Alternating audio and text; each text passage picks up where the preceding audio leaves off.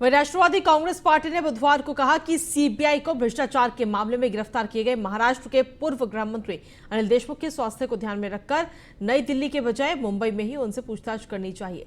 सकापा के प्रवक्ता महेश तापसे ने संवाददाताओं से कहा कि उनका कंधा अपने स्थान से हट गया है और उनकी सेहत अच्छी नहीं है, उन्हें दिक्कत है और इसलिए उन्होंने मांग की है कि उनसे दिल्ली के बजाय मुंबई में ही पूछताछ हो। उनकी मांग पर सहानुभूतिपूर्वक विचार हो। यदि वो मुंबई में पूछताछ कर राहत देते हैं तो हमें खुशी होगी।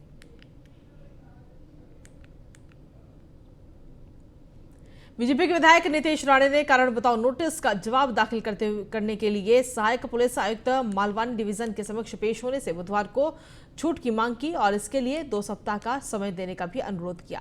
अधिकारी ने बताया कि सहायक पुलिस आयुक्त शैलेंद्र धीवर ने दंड प्रक्रिया संहिता की धारा 107 के तहत 1 अप्रैल को राणे को कारण बताओ नोटिस जारी किया था। इसके तहत पुलिस किसी क्षेत्र में कानून व्यवस्था कायम रखने के लिए किसी व्यक्ति के विरुद्ध कार्रवाई कर सकती है। बीजेपी नेता को इस नोटिस का जवाब देने के लिए बुधवार को एसीपी के सामने उपस्थित होने को कहा गया था।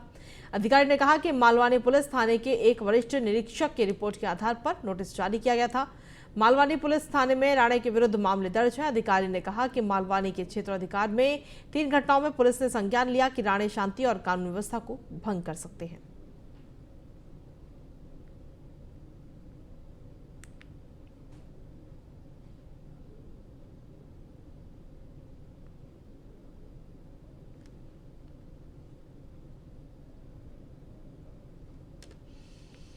शिवसेना सांसद संजय राउत ने कल पत्रकारों से बातचीत करते हुए कहा कि ये एक सर्वविदित तथ्य है कि वो राष्ट्रवादी कांग्रेस पार्टी प्रमुख शरद पवार के आदमी हैं और उन दोनों के बीच अच्छे संबंध हैं, जिसने 2019 में महाराष्ट्र में महाविकास आघाड़ी सरकार बनाने में मदद की। वहीं आपको बता दें कि पवार के नई दिल्ली में प्रधानमंत्री नरेंद्र मोदी से मुलाकात करने और राउत की संपर्क प्रवर्तन निदेशालय द्वारा कुर्क किए जाने का मुद्दा उठाने के लिए एक दिन बाद उनकी ये टिप्पणी आई है। संजय राउत ने एक सवाल के जवाब में संवाददाताओं से कहा कि ये कोई छिपा हुआ तथ्य नहीं है कि मैं शरद पवार का आदमी हूं। शिवसेना में रहते हुए पवार के साथ मेरे संबंध नजदीकी हैं। ये कारण है कि हम ये सरकार गठित कर सकें।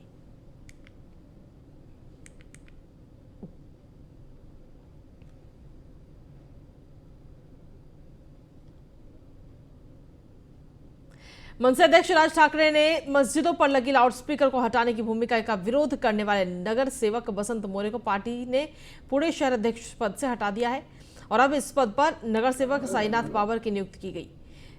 वसंत मोरे को शहराध्यक्ष पद से हटाने के बाद एनसीपी, आम आदमी पार्टी और शिवसेना ने उन्हें पार्टी में शामिल होने का खुला ऑफर दिया है। खुद राज्य के मुख्यमंत्री उद्धव ठाकरे ने वसंत मोरे को शिवसेना में शामिल होने का ऑफर दिया है। तो वही मामले में वसंत मोरे का कहना है कि राज ठाकरे पुणे दौरे पर आ रहे हैं, उनसे बातचीत करने के बाद ही वो कोई फैसला लेंगे।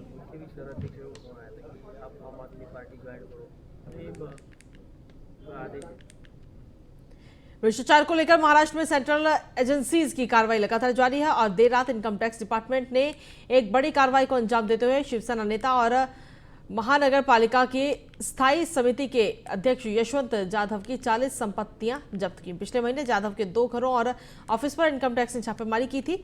आईटी डिपार्टमेंट ने आज जो संपत्ति जब्त की है इसमें बांद्रा में 5 करोड़ रुपए का एक प्लॉट भी शामिल है। इसके अलावा भाईखला में 31 फ्लैट, बांद्रा में 5 करोड़ के 2 फ्लैट शामिल हैं। यह आयकर विभाग की पिछले 1 साल में अब तक की सबसे बड़ी कार्रवाई है। आयकर विभाग द्वारा शिवसेना नेता यशवंत जाधव की 40 संपत्तियों को जब्त किए जाने के बाद राजनीतिक गलियारों में फिर से हलचल संभव है।